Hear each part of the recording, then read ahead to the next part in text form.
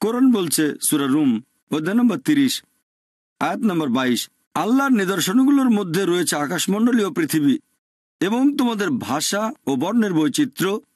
এতে জ্ঞানীদের জন্য বহু নিদর্শন রয়েছে। পবিত্র কোরআন বলছে তিনি মানুষের গায়ের রং আর ভাষার মধ্যে বৈচিত্র্য দিয়েছেন যাতে করে জ্ঞানীরা বুঝতে পারে যেটা আল্লাহ সুবহানাহু ওয়া তাআলার নিদর্শন। আল্লাহ সুবহানাহু ওয়া তাআলা বলেছেন সূরা ইসরা অধ্যায় নম্বর 17 আয়াত নম্বর 70, ওয়ালাকাদ কাররামনা বনি আদম, আমি আদম সন্তানকে মর্যাদা দান করেছি।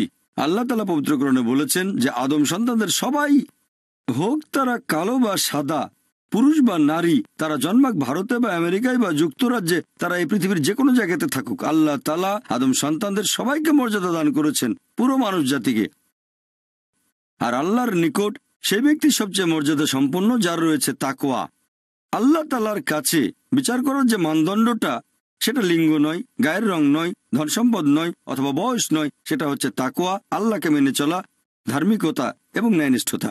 যেটা দিয়ে একজন মানুষ আরেকজনের চেয়ে বেশি মর্যাদা পেতে পারে সেটা হচ্ছে ন্যায়নিষ্ঠতা এবং ধার্মিকতা, অন্য কোনো মানদণ্ড নেই।